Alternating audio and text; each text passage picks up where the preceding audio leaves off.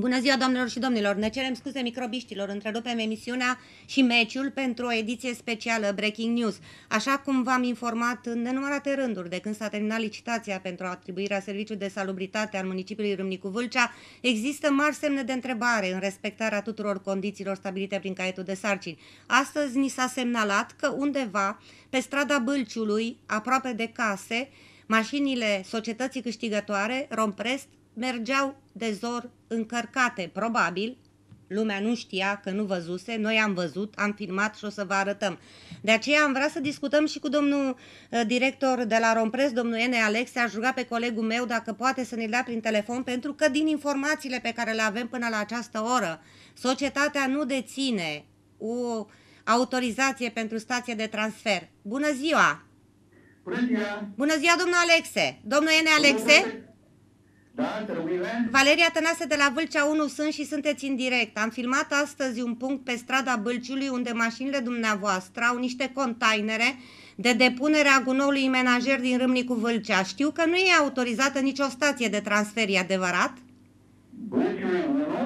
Bâlciului 119, noi am filmat acolo, o să vedeți și dumneavoastră dacă rămâneți pe Vâlcea 1, dacă aveți posibilitatea, o să vedeți imaginile. Înțeleg că de la ora 7 dimineața mașinile dumneavoastră au tot transportat acolo, pe strada Bâlciului la Copăcelu, au transportat gunoi din Râmnicu Vâlcea. Nu, sunteți în eroare, zic eu. Sunt în eroare? Da, Și n-aveți acolo containere ale Romprestului? Da, sunt goale.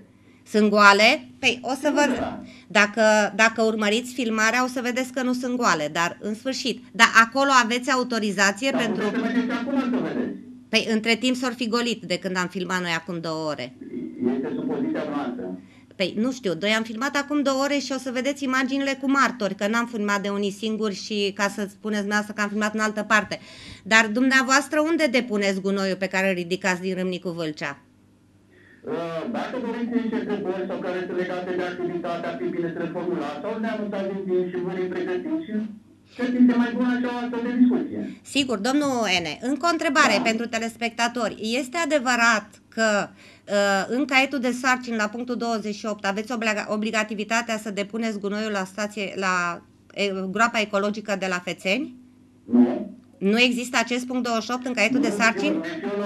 Sigur există un punct 28, în acest moment nu am în față contractul și nici caietul de sarcini și nu vă pot răspunde. Da, nu știți să fie avut această obligativitate pe care să vă fie asumat prin contract? Deci sunt recomandările făcute sau locurile în care s-a gândit autoritatea contractantă pentru a face depunere, dar nu există o obligativitate. Se poate depune la orice groapă ecologică autorizată și care funcționează în condițiile legii. Și pe rata județului Vâlcea. Și ați depus la groapa neconformă de la Horezu astăzi? Nu știu dacă este groapă neconformă. E neconformă groapa de la Horezu. Ați depus gunoiul neselectat, că stația de sortare a noastră înțeleg că este la București. Dar unde știți dumneavoastră că este neselectat? Păi, ați avut timp să-l sortați și să-l depuneți la Horezu? Dar sortarea, nu vă supărați, sortarea nu se face a gunoiului menajer. Sortarea se face prin punctele de precolectare. Și ați reușit să faceți acest lucru? Nu, astăzi n-am ridicat punctele de precolectare, că n-am făcut ridicarea reciclabilor. Da, e adevărat că 3 mașini de ale dumneavoastră au descărcat la Horezu astăzi? Nu știu, pot să verific. Da, aveți, înțeleg, cu Sacomedu sau nu aveți un contract semnat? Cu cine? Păi, la groapa aceea aveți puneți gunoi... Dacă vorbiți de cea de la Horezu, da. Da, aveți acolo. Și ce fac locuitorii din Râmnicu Vâlcea? Pierd o parte din bani dacă dumneavoastră la Fețeni, că s-au băgat o grămadă de bani în groapa asta ecologică de la Fețeni. Păi, de ce puneți mie această întrebare? Păi, vă întreb pentru că dumneavoastră ați câștigat licitația și așa veți proceda de acum înainte. Gunoiul pe care îl veți ridica de pe raza municipiului o să-l duceți în alte locuri, nu la groapa ecologică de la Fețeni?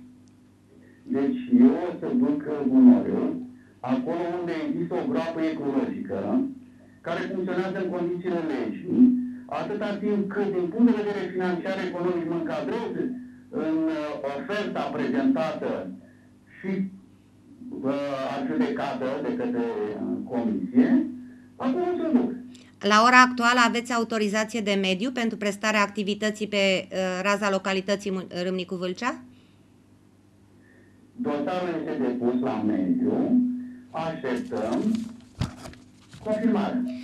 Îmi spuneți și mie că am aici o extragere din caietul de sarcini, capitolul 4, aspecte procedurale. Și spune așa, în timpul perioadei de mobilizare, care a fost până la 1 august, din momentul în care ați semnat contractul, se vor obține toate avizele, acordurile, autorizațiile necesare desfășurării serviciilor conform legislației în vigoare. Va furniza autorității contractante traseele planificate și stabilite pentru fiecare vehicul, inclusiv numărul de angajați pe fiecare vehicul utilaj, pentru a facilita monitorizarea executării tuturor activităților prevăzute în contract. Ați făcut aceste lucruri? Nu. Stimată doamnă, deci eu în acest moment nu am niciun document în față, stau de vorbă cu dumneavoastră la telefon, m-ați sunat, m-am răspuns în mod politicos. Vă mulțumesc foarte mult! Vă mulțumesc foarte mult! Dacă să formulăm o discuție sau stăm la discuții pe această temă, uneți și fiind pregătiți. Nu este problema. Domnul Ene, vă mulțumesc că mi-ați răspuns. E foarte important pentru noi că doriți să comunicați, pentru că e în interesul tuturor. Dar eu vă citesc din caietul de sarcini, pe baza căruia dumneavoastră v-ați conformat și ați câștigat licitația de prestare a serviciilor de salubritate, pentru că trebuia să pregătiți și planul de gestionare a mediului. Din câte știu, toate aceste lucruri, joi, la Agenția de Protecție a Mediului, dumneavoastră încă nu aveați un sediu pe raza municipiului, nu depuseseră, nu știu, o adresă de închiriere a unui apartament. Doamnă, sunteți în eroare. Nu sunt în eroare și am dovezit. Rămâne să dovediți la asta și eu pot să vă dovedesc că adresele prin care am dovedit, pot dovedi că am depus la Agenția de Mediu toate aceste documente. Eu am un număr de registrare. Dumneavoastră aveți în fața astfel de adresă? Probabil că vineri ați depus, joi nu le erau depuse. Nu. Și acum sunteți în eroare. E posibil să fie o mică eroare. Dacă aveți posibilitatea să vă uitați pe Vâlcea 1, v-aș invita să vedeți locul în care dumneavoastră, pe strada Bâlciului, Copăceni, în apropierea caselor locuite de mulți și numeroși oameni, aveți depozitate niște containere. Poate explicați dumneavoastră celor autorizați, nu mie, noi semnalăm doar că de aceea suntem presă, poate explicați dumneavoastră dacă aveți acolo autorizație de punct de lucru, de depozitare, de depozitarea containerelor care erau cu gunoi acum când am filmat noi în cursul zilei de astăzi cu martori.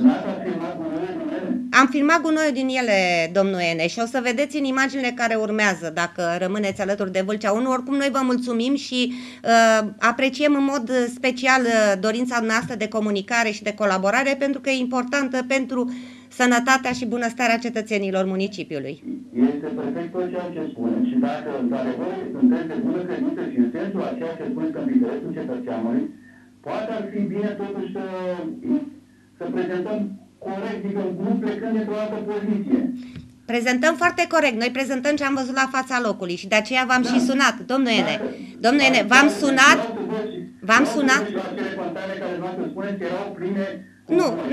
Nu toate, că n-apucaseră să fie pline. Pentru că nu sunt decât, după câte știu, 3 containere mari, într-adevăr. Sunt vreo 6. Nu, o să vedeți că într-unul deja se descărcase gunoiul. S-a oprit acțiunea în momentul în care a apărut televiziunea. Dar și poliția locală a fost și există declarații date la poliția locală, nu le prezentăm, acum le vom prezenta luni. Declarații date la poliția municipală și locală în care unul din șoferii de pe mașina dumneavoastră declara sus și tare, acolo i s-a spus să golească mașina. Deci e o declarație a unui om al dumneavoastră, nu o dăm astăzi, eu vă spun că există și o să o vedeți luni. Deocamdată v-am sunat ca să ne facem datoria să vă întrebăm cum stați cu actele. Știți cum este, morții se acoperă de pământ, vii de hârtii. Deci, să vedem cum stați. Toată documentația este depusă. Dar nu aveți... Și după câte știu eu, sunt cam 10 zile. Nu, cam 40 de zile pentru autorizație de mediu. Ni s-a comunicat de către domnul director de la Agenția de Mediu. Păi cam da, de 10 zile. Mai aveți vreo 30 de zile în care să duceți gunoiul, unde ziceți dumneavoastră, la stații ecologice, la Horizon unii stație ecologică de colectarea gunoiului. Cel puțin atâta lucru dați nevoie să știm. Da, e posibil. Nu, e stație neconformă acolo. Dar funcționează? Este autorizată să funcționeze? Funcționează până în 2017 și dumneavoastră v-ați angajat prin caietul de sarcini să faceți alte lucruri. Acum că este permisivă autoritatea contractantă primăria, aici ne punem întrebări de ce o fi permisivă primăria, dar nu răspundem noi, o să întrebăm primăria. Da. Vă mulțumim foarte mult! Și o să încercăm să-l sunăm și pe domnul primar interimar, domnul Ioan Gigi Matei, pe care l-am sunat și înainte, dar nu ne-a răspuns. Poate ne răspunde acum colegului meu din emisie, înainte de a vă prezenta materialul. Mulțumim foarte mult! Deci, așa cum ați auzit, domnul director Rene Alexe de la Romprest nu a negat că a depus la stația neconformă de la Horezu mașini de gunoi, a negat că ar avea gunoi acolo pe strada Bâlciului. Noi, după ce o să încercăm să luăm legătura și cu domnul primar interimar Ioan Gigi Matei, dacă ne răspunde la telefon, o să vă arătăm imaginile care demonstrează că nu avem niciun interes să mințim. Până la urmă, a respecta cu toții regulile este un lucru care cred că este în interesul tuturor cetățenilor. De la Vlădica la Opincă, nu răspunde domnul Matei. Doamnelor și domnilor, încheiem ediția de Breaking News invitându-vă să urmăriți un material care, îmi spune noi, fără să exagerăm, este în interesul nostru al tuturor. Și atenție, gardă de mediu, că noi ne-am deplasat astăzi pe ploaie când am fost sesizați la fața locului. Dumneavoastră ați spus că aveți nevoie de cerere scrisă pe doamna Hogea. Nu așa, doamnă, se face protecția mediului în România. Poate că nu știm noi și s-a inventat o regulă pe planeta asta în care o situație semnalată se rezolvă a la lung, după ce nu mai e cazul. Rămâneți alături de noi și vedeți materialul realizat astăzi alături de colegul meu Ionuț Ungureanu și cu sprijinul nemărginit al colegul meu Edi Henning, care a stat să montăm rapid, așa și în mare viteză, fără să folosim toate imaginile pe care le avem. Revenim luni cu mult mai multe informații și imagini. Rămâneți alături de Vâlcea 1. Da, doamnelor și domnilor, că aparent lucrurile nu stau așa cum par în legătură cu nou operator de salubritate pe municipiul Râmnicu Vâlcea. Am pus întrebări la primărie, am pus întrebări la garda de mediu, am pus întrebări peste tot și am primit răspunsurile pe care și dumneavoastră le-ați văzut. Așteptăm în continuare alte răspunsuri, pentru că astăzi oamenii ne-au sesizat că pe strada Bâlciului, la Copăcelu, în apropierea locuințelor oamenilor, foarte aproape de locuințele oamenilor, mașinile Romprest transportau de zor gunoi. Ne-am deplasat la fața locului și am întâlnit opinii diferite. Dacă unii se fereau să vorbească sau se temeau să vorbească, alții au declarat clar că au văzut mașinile, gunoierele, transportând acolo ceva. Am încercat și noi să aflăm cum stau lucrurile. Am încercat să vedem dacă într-adevăr, fără nicio autorizație pentru stație de transfer, fără autorizație de mediu, operatorul care s-a obligat să respecte toate condițiile din caietul de sarcini, caiet de sarcini pe baza căruia a câștigat licitația, respectă într-adevăr aceste condiții. Uitați-vă și dumneavoastră. Nu pot să precizez ce aduceau sau ce luau. Veneau cu containere. Ați văzut niște mașini pe aici de gunoiere? Doamnă, eu stau cu chirie, eu nu știu ce. Stau la domnul Georgescu cu chirie în una din clădiri. Aha, ale cui sunt? A cui e societatea asta? Al lui domnul Georgescu, da. Georgescu Dan, da? Da. Și cum se numește societatea? Nu e societate, e proprietate. E proprietate. Și acolo ați văzut niște mașini de gunoi trecând? Doamnă, eu nu mă bag, eu sunt cu problemele mele. Nu v-am... Stau cu chirie, nu mă bag. Aha. Fiecare, dumneavoastră de ce face? Am o problemă mai dificilă, am mislocuit, domnul Georgescu mi-a dat aici la... Eu nu mă bag. Cum văzui mașina aia verde? Unde s-a dat cu să duce? Ați văzut-o, da? Am văzut-o, da. Spun oamenii că au vrut să depoziteze gunoi aici pe un teren. Ați fi de acord să-l Cum, depoziteze? nu, domnule, aici în capul locului meu? Păi ce-s nebun? Nu, suntem domnule de acord. Vezi de treabă. Ce înseamnă asta? Să-l bagi aici un gunoi la negușul ăștia? Și ducă pe locul meu la vale acum, că asta mai trebuie. Păi de asta a făcut-o Georgescu, auzi. Eu te, domne, pe ce Georgescu, el comandă și pământul nostru. Și așa ne-a luat pământul nostru, ca ce e pământul nostru luat. De colectiv și ne l-a dat. Dar cine l-a ajutat să ia pământul? Primăria, cine l-a făcut? Cineva n-a avut cine. Ce să-l ajută, nu? Ca primăria.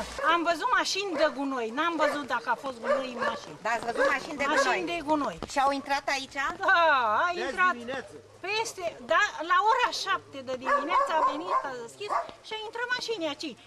N-am văzut că e cu gunoi sau fără gunoi, dar nu suntem de acord dacă face groapă de gunoi. Dacă face vreo, cum să spun eu, ceva care, vreo platformă, ceva, nu ne interesează, e privat. Dar v-ar conveni să depoziteze gunoi aici? Nici vorbă pentru așa ceva. Ieșim în stradă. Fuga, mamă, la crina, mamă, hai, la crina, hai. Hai la crina acolo, fuga. Fuga la crina, hai, du-te după crina, hai. Aia plecăm încolo și de-aia ce după ea acum. Da. E că în spatele clădirii ăștia e pământul meu. Și până aici, uite, era până aici. Era pământul meu, dar dacă colectivul a luat, și până l-a vândut la ăștia. Cine dracu să nu știu ce să mai zic. Acum, da. Și fata asta are teren aici în spate, că l-are de la o verișoară de-a mea. Unde dracu vine cu gunoi aici? Doamne, înseamnă că nu pune dracu mai intrăm în gunoi. Că au adus așa un rumegușul. Ca fără rumegușul, uite, până aici. Până aici, nu? Da. Uite ce ne-a pus în capul locului, da tot. Ce pământ a cărat și gunoaie ne-a pus în capul locului. Ia, numai puțin, stați un pic. Da. Aici al cui e? Aici tot terenul lui Boiangiu e. Fata asta are aici, uitați. Are luțernă aici. Și iar oamenii după drumul gării au teren până acolo, uite, la pluta aia. Toți au teren.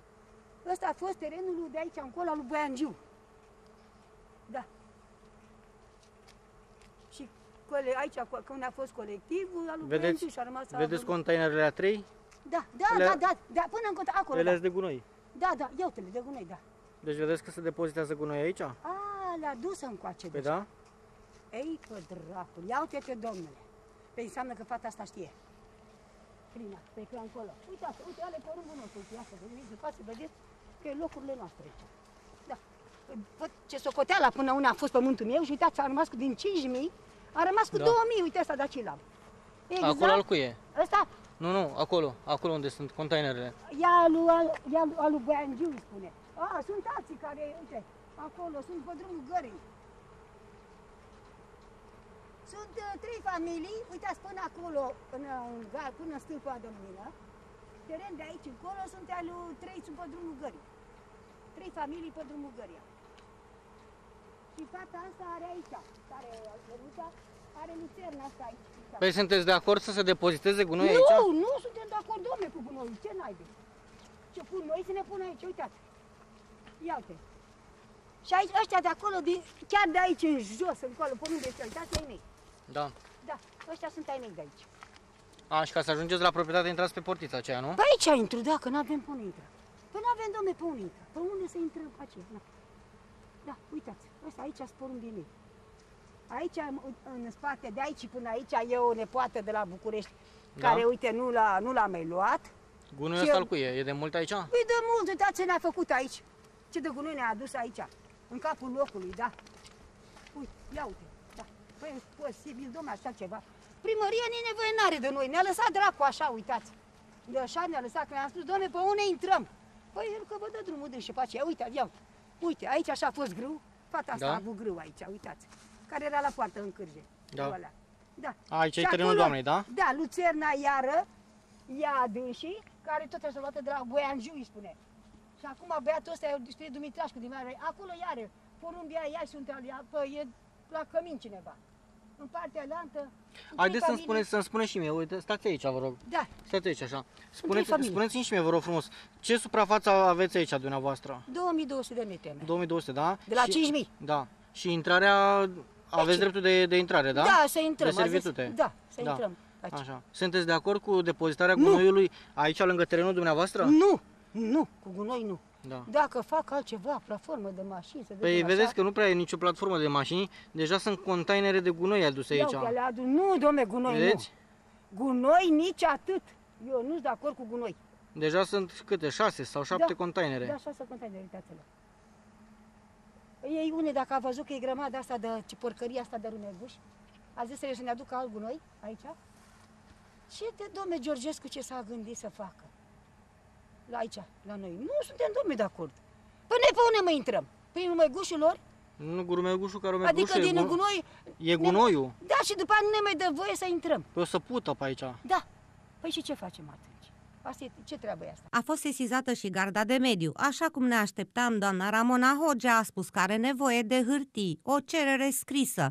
Păi până se face cererea scrisă, doamnă Hogea și gardă de mediu, dispare problema, pentru că nu se știe ce se întâmplă la noapte, acum că probabil au fost sesizați că cineva a filmat la fața locului cum se depozitează fără autorizație, fără declarare punct de lucru, fără să existe o stație de transport, dita mai gunoiul din municipiul Râmnicu Vâlcea.